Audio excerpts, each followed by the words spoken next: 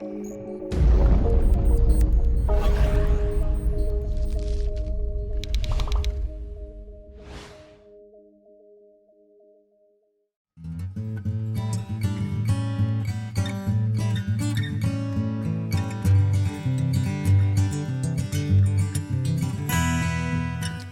you, everyone. My name is Nadeem Ahmed. I'll be your moderator. Today we'll discuss about climate change, its little bit history, what's going on, and how the future looks like. So we have a very distinguished panelist with us to share their views and experience on the reality of climate change. Before we begin the conversation, I would like to, give you a brief overview of the climate change topic and some of the acronyms that you will come across during the discussion. The climate change, the structured debate is started in 1980, and then in 1992 we had the Rio Summit, which is called Earth Summit, where the momentum began, and in 1992, the same year, we had UNFCCC, which is United Nations Framework Convention on Climate Change. So fast forward, in 1995, we had Kyoto Protocol. The Kyoto Protocol set how the global community will respond to the climate change. And the Kyoto Protocol is about to end in 2020. Before that, in 2015, we had a landmark agreement, which is called Paris Agreement on Climate Change. The Paris Agreement on Climate Change has fundamentally set where the future of climate change will go from now to the end of the century. So the Paris Agreement, just a few overview. In Paris, the fundamental building block is INDC, is called Intended Nationally Determined Contribution. So some of my speakers would also mention that instrument. Or for the normal people who are not from the climate background, INDC means a pledge or promise of a government. Any climate change debate would get you two different sub-themes: climate mitigation and adaptation. Mitigation means we should reduce our GHG emissions, and adaptation means we already have emitted so much, there will be impact, and we need to control that. So the Paris Agreement says we should limit our temperature end of this century to 2 degrees C, but we will make effort, it should be 1.5. So that's the goal that we set for ourselves. Now, how realistic this is, what countries need to be done, and how Pakistan should respond. We have with us 4 distinguished panelists, and believe me, they are top-notch in their domains. Starting from my left, we have Hamad Naqi Khan. He is the CEO of WWF, a well-known climate and environmental personality in our country. Then we have Raina Saeed. Raina is a journalist and very passionate about climate change issues. Every time we go to Conference of Parties, COP, the climate gathering, she always stay busy very, very late till the night, sending news story back the country. Then we have Herman Bergmas. He's a known authority on disaster management, and he has diverse views about climate change and its attribution and how it's going to affect all of us. So he'll bring us the overall debate, its complexity, its complexion, its politics, and the nature of data that we have to support the argument. And then we have Dr. Ghulam Rasool. Many of you would be familiar his face. He's the one who sometime determine if we get a holiday or not. Dr. Ghulam Rasool is the Director General of Pakistan Met Department, PMD. PMD is the premier organization which monitor weather and climatic data. And increasingly, PMD is very, very part of our national debate. So welcome all of you. I'll begin with Hamad. Rather, I think we can open up with Herman. So my question would be that at the moment, there diverge views on what causing climate change, how realistic we are or certain about the climate data that we have at the hand. What's your views about the nature of evidence that's been put forward in favor or against of the climate change issues? Thank you. All right. Thank you very much, and welcome everybody. I think there does not need to be a lot of discussion on whether climate change exists or not. I mean, climate change has been a fact of this planet from its existence and is an everyday fact. What we have to be very clear about is what climate actually is. And 20-something years ago, when I went to university and I was taught what climate was the average weather of 100 years. There was a wonderful climate classification done by very smart people who had looked at a lot of available data at the time, and basically it hinged on average temperatures, on rainfall, and the distribution of that rainfall. In the discussion nowadays, when we talk about climate, we talk about much shorter periods usually. I mean, there are people who will talk about climate variability, and they mean the difference between the weather of yesterday and today. So it becomes a bit of a befuddled conversation. Now, the climate change that is in the news very much nowadays is the climate change that is caused by human activity, predominantly the production of carbon dioxide in the atmosphere that has its greenhouse gas effect and therefore makes the temperature on this atmosphere rise, on the surface here rise. That carbon dioxide has the ability to do that. I think there's very little doubt about that. The extent to which it can do that, though, is, I think, maybe not quite as much as we give it credit for. And secondly, there are many other gases in the atmosphere that do the same thing and that are available in much larger abundance, for example, water vapor. So that's all not very important. I think the important thing is that the scientific debate has been going on, has been raging, you could say now, I think, for several decades. And all the people that participate in this are quite learned on their topics. And they manage to disagree sometimes vehemently. So obviously, I think, it's not that clear-cut.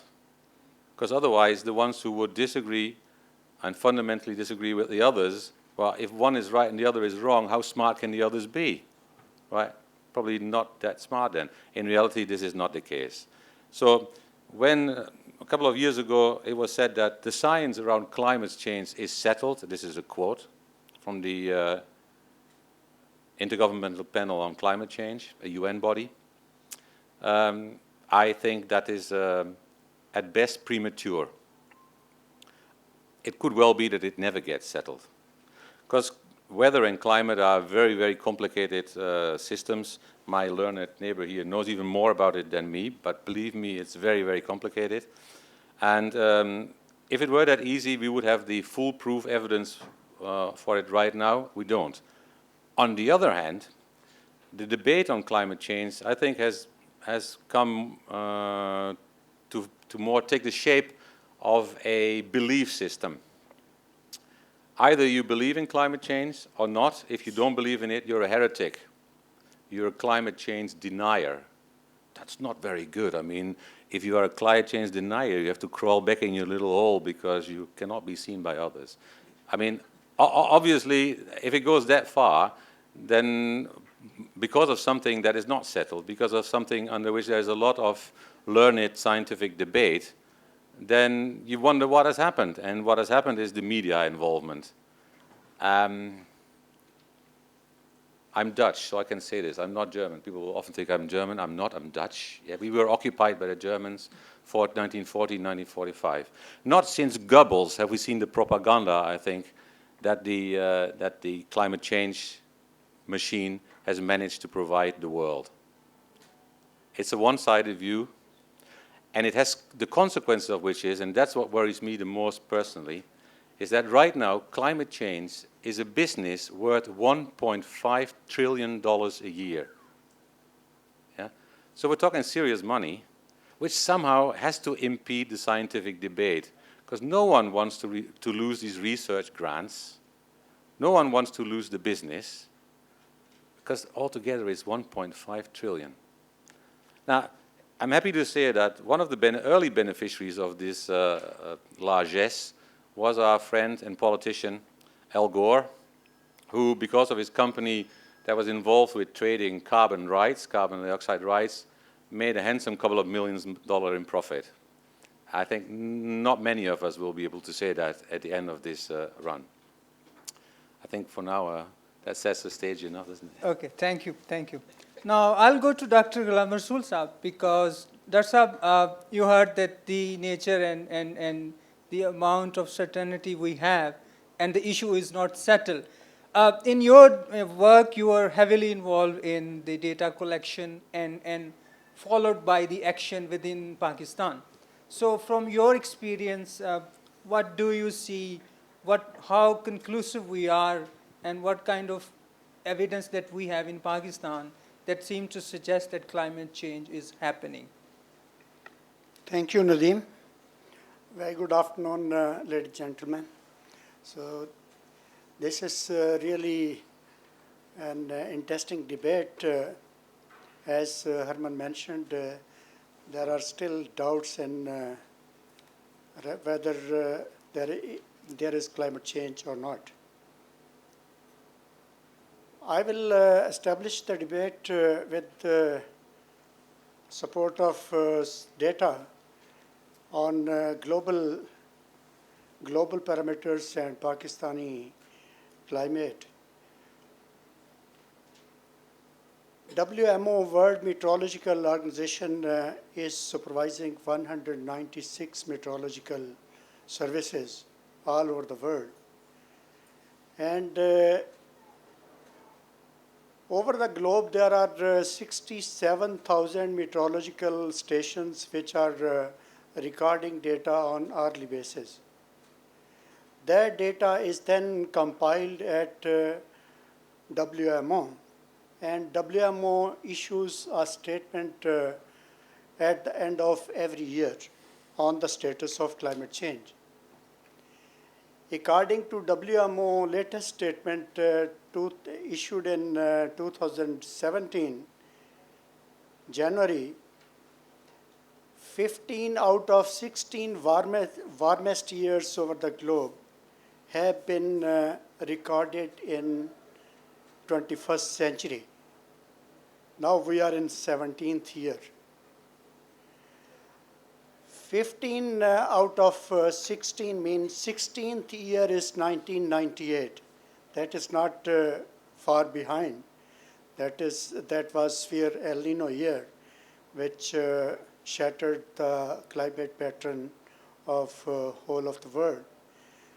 So if you look at now the recent ranking of warmest years, 2016 is graded as the warmest year, followed by 2015.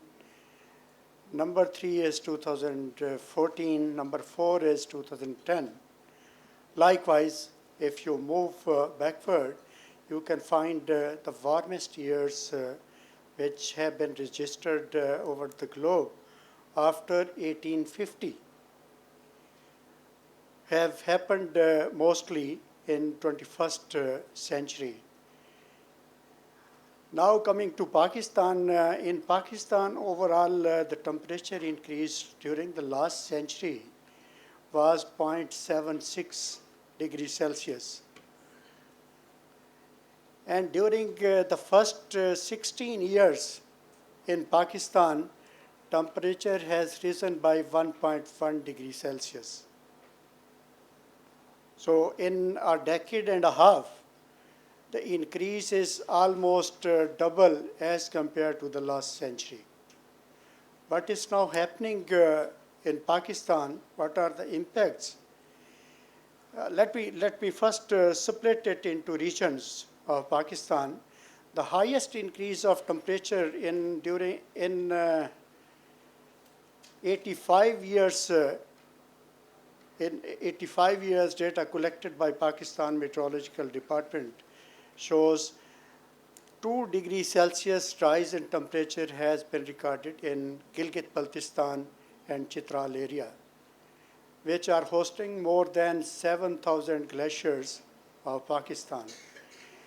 It is a great frozen water asset of Pakistan, which is sustaining river flows during the summer season. In southern half of Pakistan, Sindh and Balochistan have experienced 1 degree Celsius rise in temperature. But in monsoon zone of Punjab and Khyber Pakhtunkhwa, temperature rise is minimal. It is about 0.5 That's degree one last Celsius. minute, sorry to. So this is, these are the figures which are now established based upon scientific data. So as a result, glaciers are melting at a much faster rate than the past. Tropical cyclones were not the common visitors of Pakistan coast. They are now frequently visiting Pakistan coast, and sometimes they cause a lot of damage also. Heat waves were not frequent in the past, and they have been now increasing in intensity as well as frequency. Floods and drought, you know, this has become the fate of Pakistan. Recurring floods and droughts have been experienced in different parts of Pakistan during the last 2 decades. Thank you. Sir. Thank you, sir. They said that there cannot be a privileged class in a society except children. So we have 2 children, and Hamad Sahab, I have a question especially for them, from them actually. What are the impact of climate change in this country, and how we gonna cope with this? As we've seen in recent years, there has been a lot of impact, and every aspect of society is being affected. Thank you. Okay, I think good questions. Thank you very much, Nadeem. So quickly, to just 2 sentences on this debate. I mean, as a student of this science, I think it's very clear. Proof, whether the glaciers are melting, whether, you know, the greenhouse gas emissions are, you know, there's a correlation between the carbon dioxide and and global warming. I think proof is required in mathematics. If you have studied maths, you know this. Science is based on evidence and balance of evidence. So you scientists come up with a theory, and then they present evidence in support of that, and then they modify that theory. If you look at the theories which were presented in the global debate, all the evidence supports that. So that's my 2 cents on that. Now let's come to Pakistan. I'm a water person. Now it's very clear to me, we are children of monsoon. This is the country, agrarian economy, 90% of the water which is available we use for agriculture, more than 90%, right? In fact, monsoons are our finance minister. If we have good monsoon, good rains, the crops are good, the industry flourishes, farmers are happy, everybody is happy. God forbid, cyclones, flood, droughts, everything disturbs. The livelihood of millions of farmers are disturbed. So that's, I think this was also stated yesterday by Dr. Pervez Hudbhai. Honestly, terrorism is not the biggest challenge for this country. The biggest challenge and the threat to this country is water. I'm telling you honestly, they will be within the provinces. We see that, we observe that. Within the provinces we see that, within the districts we see that, and within interstate we see that. Now, this is a situation where most of the farmers do subsistence farming, and we have already seen increased frequency of droughts and increased frequency of floods. We have already seen that it's linked to food security. Half of the population of this country, they're not food secure. Food secure means access to good quality food and affordability and physical access for an active and healthy life. Half of the children, they're malnourished. I mean, these are the facts stated by UNICEF and WHO, not by WWF or any other NGO. These are the partner organizations. These are the donors. Let's keep that in mind. Let's forget the debate whether climate change exists or doesn't exist. In this country, we have an issue. We have an issue that we need to manage our water resources, because this is linked to energy, this is linked to food security, this is linked to our economy, this is linked to the livelihoods of millions of people. Are we managing our water resources properly? The answer is no. There is still business as usual, there's still status quo. Just look at the priorities, look at the big infrastructure. Is there, advocate funding to promote practices to manage our water resources properly? Can we still afford to have high delta crops like sugarcane and rice everywhere? Can we afford, to put sugar mills in cotton area, despite the fact that there is less water? So there's a lengthy debate, and I think we as a nation need to focus on that debate. I mean, there is something which is the reality, it exists, but this is the impacts, I think, purely it's not that someone as a student of water science, it's linked to water, it's linked to our livelihood, it's linked to our economy. Okay, thank you, Hamad. My next question to Raina, that climate change has been pretty much a technical debate, done by scientists, consumed by scientists. But now increasingly we talking about the issue more in a political manner, development issues, it's a health thing. So are we, the climate practitioner, been able to send our message across to the normal, to the non-technical people and the policymakers?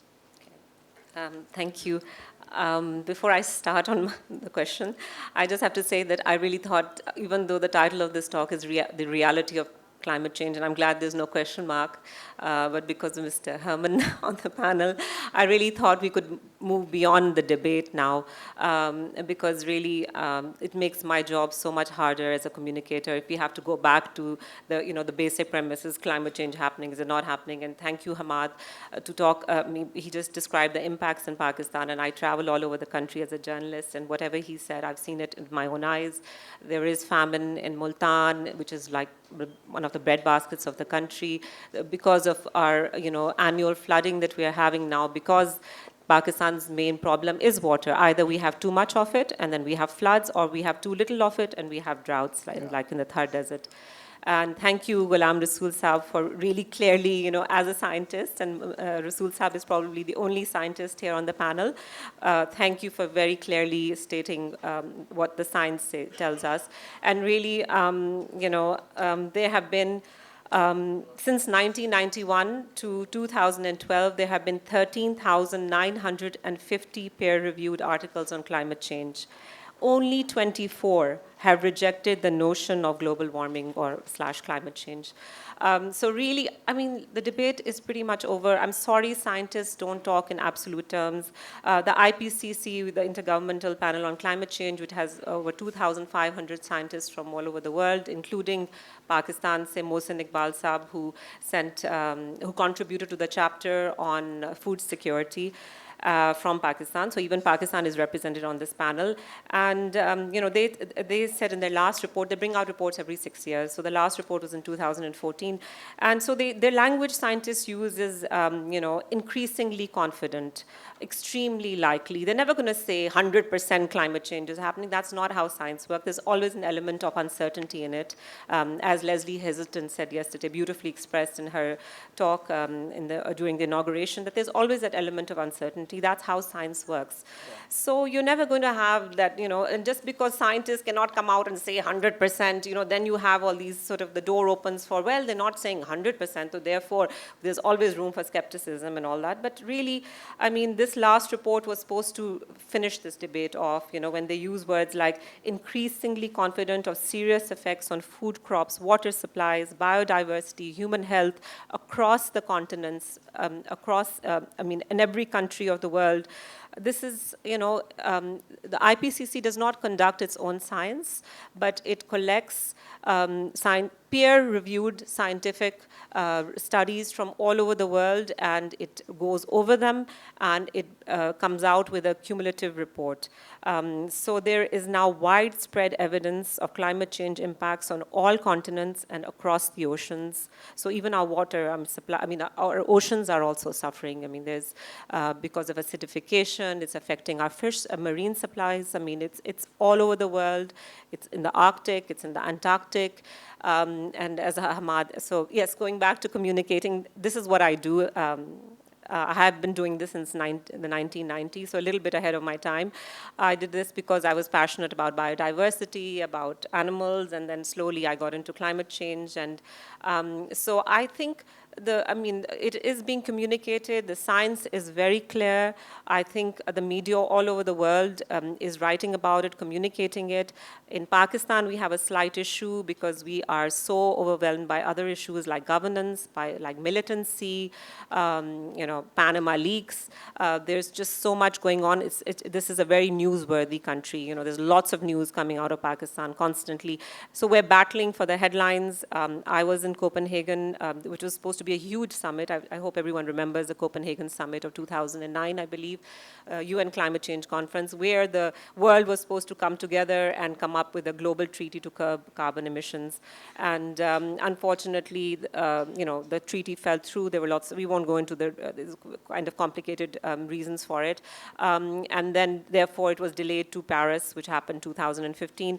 I was the only journalist from Pakistan covering this summit, and I was reporting for Dawn, and they didn't pay for my ticket. They didn't pay for my hotel. I went because of some article of mine was selected as for an award, so I got sponsorship. And it was a fight for me to send my articles. Here I was reporting on the ground, sending Dawn articles, and they were putting it, right in the, I think, 5th, 6th page, burying it last page, So I was a bit upset, I said, I'm here, the whole world's media is here, BBC, CNN, I'll just, all the channels, TV, all the big newspapers, Guardian, New York Times, and I'm sending you for free, and you can't even print it. And they said, well, just be lucky we're actually printing your articles, okay? There's a lot going on. There's NRO going on in Pakistan. Don't you know NRO is so important? So, it's been a battle then. It still is a battle. I used to write a column on climate change. I've recently been told that Dawn no longer has a space to carry my column.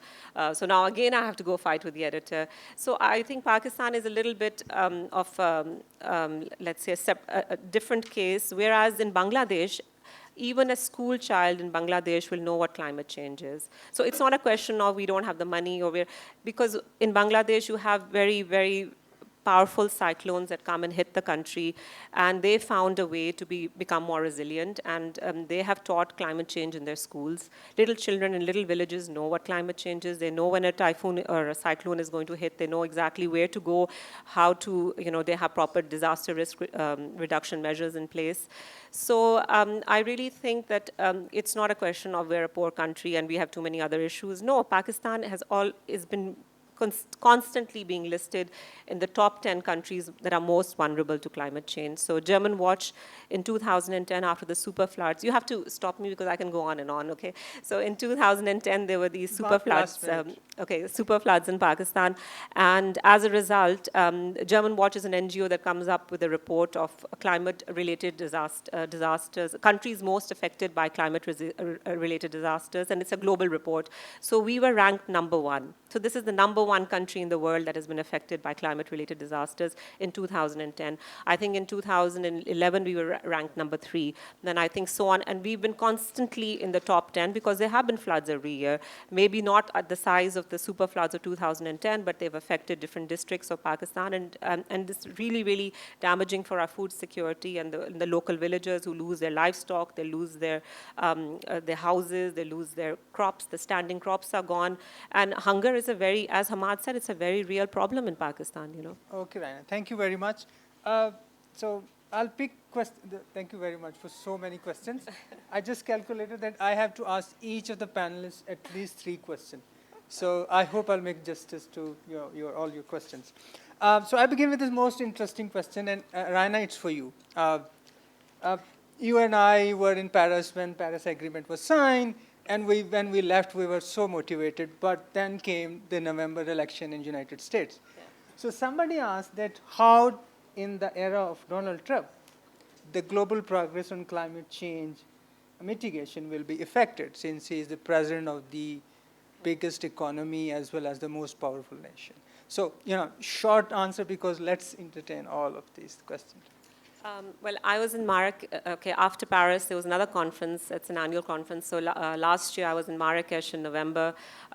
It's called the UN Climate Change Conference 2016. And every year there's one, usually in November, December. So when I landed there, I landed a day after the election. And so people were literally crying in the hallways, and including the American delegation, which is, still under Obama's administration. So yes, there was a big shock because, after Paris, there was a lot of hope that the world finally came together. They signed an agreement. It was not a perfect agreement, but it was a coming together, a recognition of a global problem, and it was, a decision that we will try and restrict global warming to 2 degrees rise in temperature. And this is, you have to remember that we're already 1 degree, almost 1 degree, 0.8 or 0.9. So we're almost at that halfway level. And at the way, if you leave it to business as usual, the scenario that, we continue without doing any major cuts, then we will reach 2 degrees by this century. And scientists, and there's a consensus now among scientists all over the world, and the political leaders of the world have recognized this consensus that anything beyond 2 degrees will be catastrophic for the planet. But I mean, it will be catastrophic for human beings. It's our civilization that will be affected. I mean, the planet will probably survive. So there is this alarm, this decision that was made, and the world's leaders agreed to it. And then, of course, Trump, who is the climate denier, and now he's been voted by the American population, whether, whatever the popular vote he didn't get or whatever, but he is now technically the president of the United States. And so there is a setback to the negotiations, but luckily Obama signed this agreement before he left office. So the Paris Agreement has been signed by the United States as a nation. And he signed it in a way, and he made some safeguards. So it's not going to be that easy for Trump to just quickly cancel. He can't sign an executive order to cancel the Paris Agreement. He'll have to wait a few years. And then, what was really heartening at first, it was very depressing when I got to Marrakesh. And then after a couple of days, there was sort of like a consensus amongst all the delegates from all the different countries that, if the US doesn't want to do this, we don't care. The world will continue. There is no going back. The US, anyway, they said we're sick of the US. They're always trying to, sabotage the talks. And we just want to continue with this treaty, and we are more determined than ever that this treaty will come into place. It will be implemented. If the US doesn't, then let them walk out, let them do whatever they want. It's their businesses that will suffer, because the future is a low-carbon future, and it's that big business is heading that way as well. Okay, thank you. Next question is from Zarmina Khan. Just raise your hand. Okay, thank you. Hamad, she asked that despite presence of global environmental frameworks in the shape of UNEP, JEF, MEAs, I can add UNFCCC, and now Paris Agreement. Why there has been continuation of environmental degradation? What we should do that we end up not having that kind of consequences? Look, I mean, the reality is that we sign all the multilateral environmental agreements, conventions. We are, as the government of Pakistan, is signatory to almost all and they are all, by the way, legally binding. So sometimes we make certain changes in our policy or regulatory framework. We declare certain areas as protected.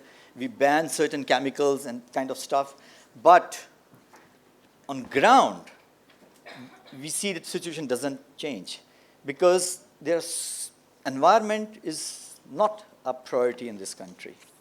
There's a strong lobby which strongly feels that environment is anti-development. We need to develop, and then we should take care of environment, which is a totally wrong argument. This is a country where the forest cover is hardly 2%. I was in Bhutan last week, 70% of the area under forest.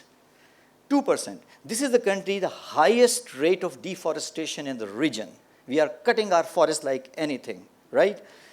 And what are the results? You're absolutely right. The degradation in general. Look at the landslides. Look at the way, the sediments are really filling our existing water reservoirs. Look at the way we are losing the nutrients of our soil. Look at the quality of air in our urban areas. Look at the quality of water, both in urban and rural setups. वो पहले के होता था कि, we go to village for a clean environment and a clean water.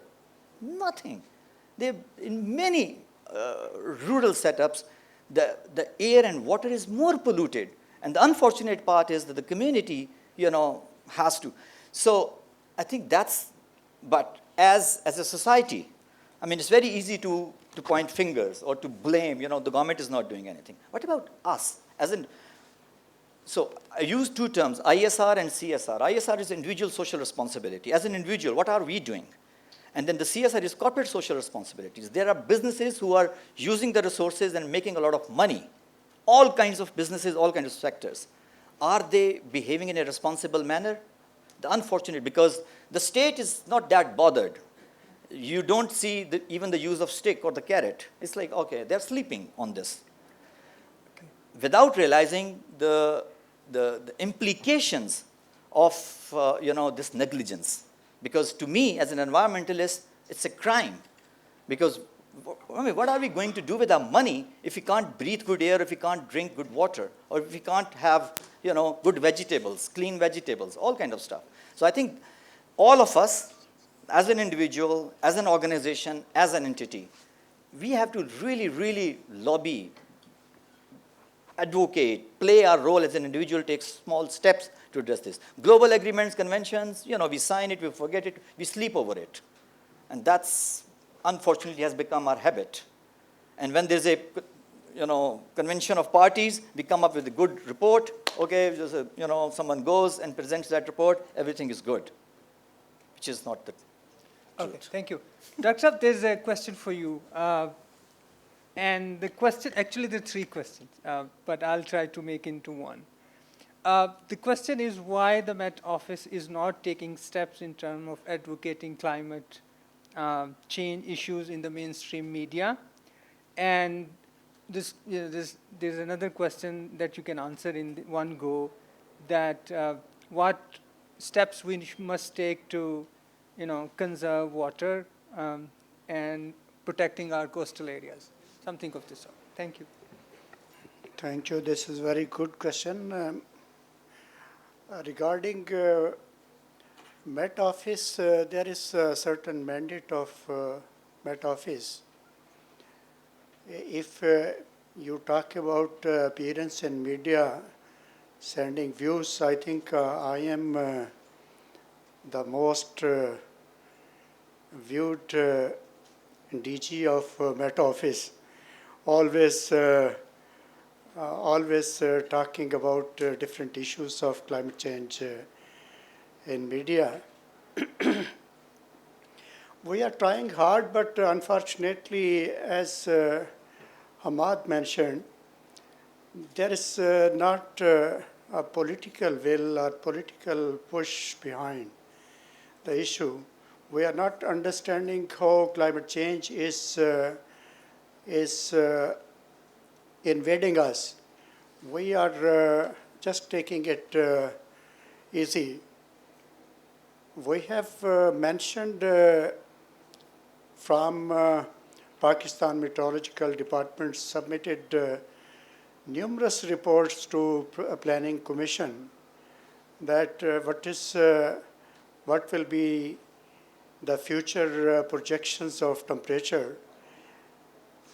Taking in view those projections and the impact of these changes on water resources, agriculture sector, and other socio-economic sectors, they have been highlighted in climate change policy of Pakistan also. And we are further emphasizing, but the actions on the aspect of implementation of those policies is not visible. We are moving very slow in implementation of those policies. Climate change is running fast. At the platform of Pakistan Meteorological Department in Pakistan, we have collaborated with several NGOs, INGOs, and academia to convey these messages effectively to the policymakers and planners of Pakistan. So we will continue emphasizing that. We are unaware about the water issues. Too much water and too little water is the Pakistan nexus for in water sector. And that is happening right now. We are poor managers, we are very good policy makers, but we are not good implementers. On implementation issues, we have to emphasize, and Pakistan Met Department will continue emphasizing on that. Thank you. I have a lot of questions for Arvind, so I'll mix, so, in the interest of time. Question is that the driver of climate change says it has always been part of the world and it's evolving process. So how can we, this phenomena of climate change is a recent occurrence, can be explained? Is it a evolutionary process? And I believe they try to ask, is it kind of a natural thing happening? And there's another question that I've mixed with that. Are we taking climate change issues entirely a wrong way? And you can answer these two questions from one. I can try to explain a little bit from my work field, which is disaster management.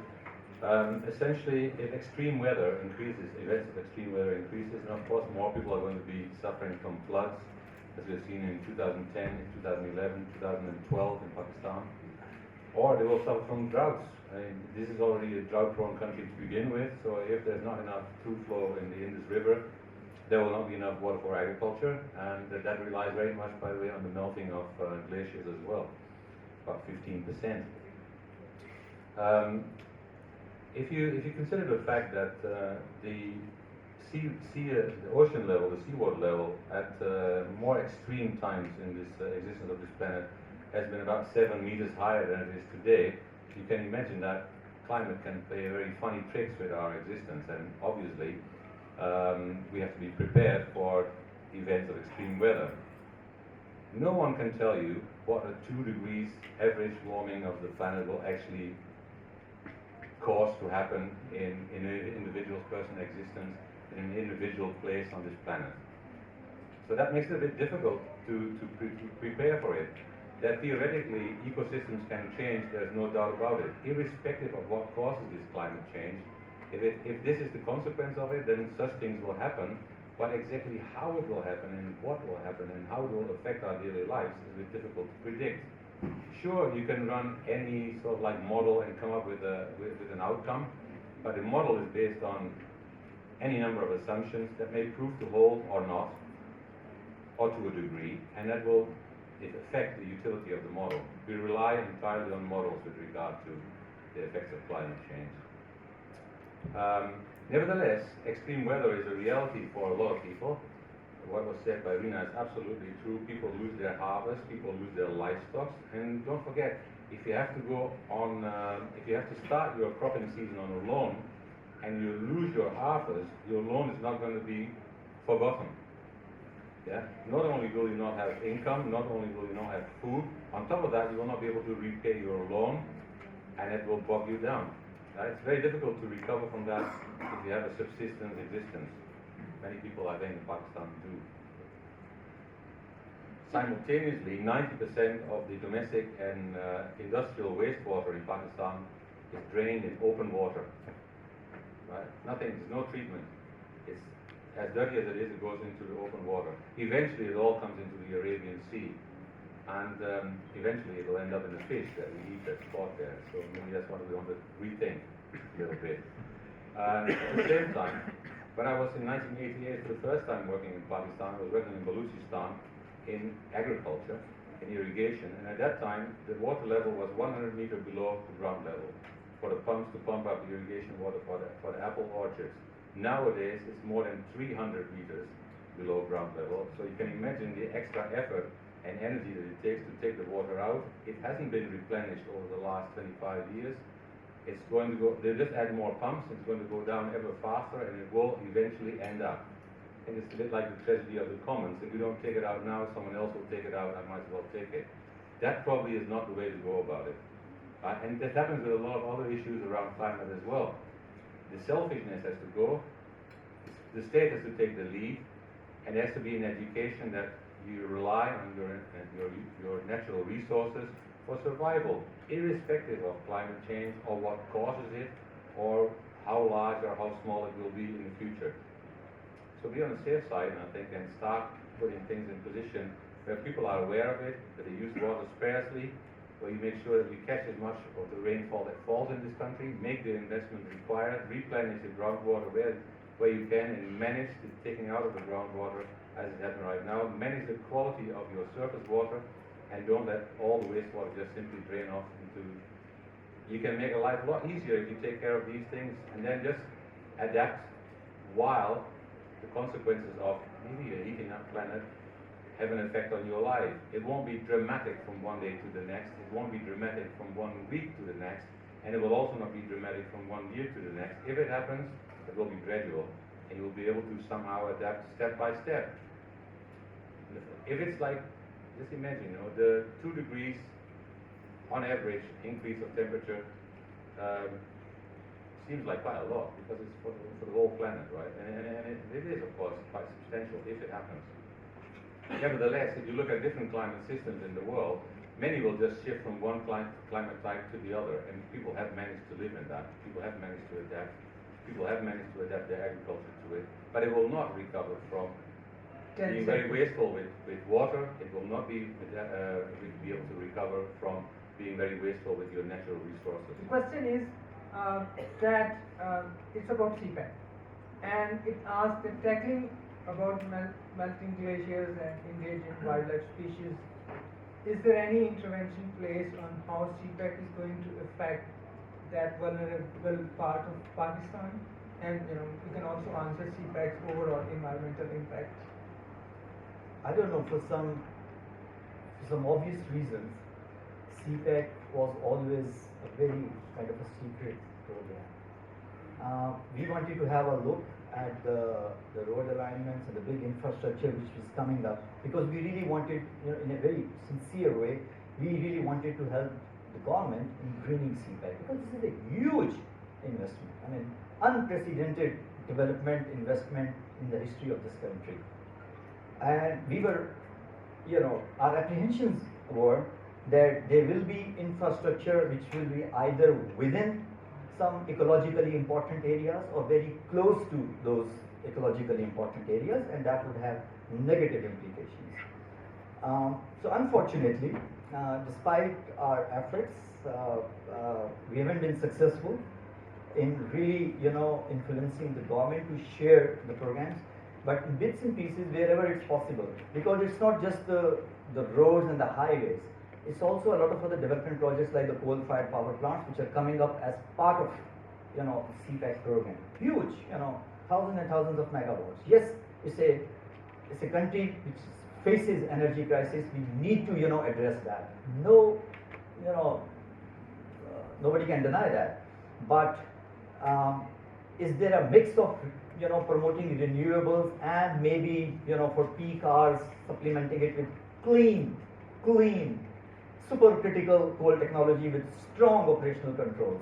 That was our apprehension. They're still there, and I think again, the media, I think again, as Raina mentioned, there are so many other priorities for media. Environment for a 8 o'clock prime time show.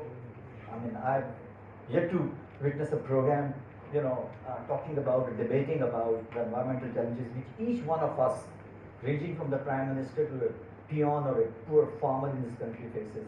So that's the ground reality. Thank you very much. I have a lot of other questions, but we always run out of time in this climate debate because it just goes on, and it's very critical to have these kind of conversations. And at the end, I would like to thank the panelists for their wonderful contribution. Thank you very much, all of you who turned up. climate change debate will go on. And if you see the title of this event, it's a bird of tomorrow.